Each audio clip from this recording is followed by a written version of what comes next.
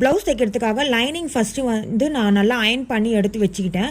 கஸ்டமரோட மெஷர்மெண்ட் வந்து நான் கால்குலேட் பண்ணி வச்சுட்டேன். அது பேட்டர்ன் ஷீட்டில் ட்ரா பண்ணிவிட்டு அதுக்கப்புறம் லைனிங்கில் போட்டு கட் பண்ணி எடுத்து வச்சுட்டேன். நான் வந்து கட்டிங் வீடியோஸ்லாம் நான் எடுக்கலை, ஏன்னா பாப்பா கொஞ்சம் உடம்பு சரியாதனால கட்டிங் வீடியோ எடுக்கலை. லாஸ்ட்டாக வந்து ட்ரான்சல்ஸ் மேக் பண்ணுறது மட்டும் ஒரு சின்ன வீடியோவாக மட்டும் நான் எடுத்தேன். நெக்ஸ்ட்டு வந்து பார்த்திங்கன்னா சாரீக்கு வந்து நான் வந்து சுங்கு ரெடிமேடாக நான் வாங்கியிருந்தேன். ஸோ அவங்க சுங்கு வேணும்னு கேட்டனால சாரியில் வரல, பட் நான் ரெடிமேடாக வாங்கி நான் சுங்கு வச்சேன்.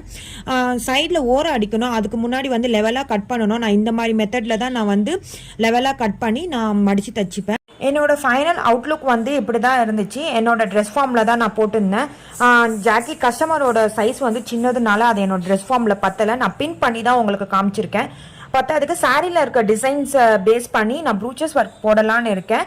ஸோ இந்த வீடியோ வந்து பார்ட் 2வாக வரும். ப்ரூச்சஸ் ஒர்க் போட்டுட்டு நான் நெக்ஸ்ட் வீடியோவில் காமிக்கிறேன். உங்களுக்கு இந்த வீடியோ பிடிச்சிருந்தா மறக்காம சப்ஸ்கிரைப் பண்ணுங்கள். பாய்.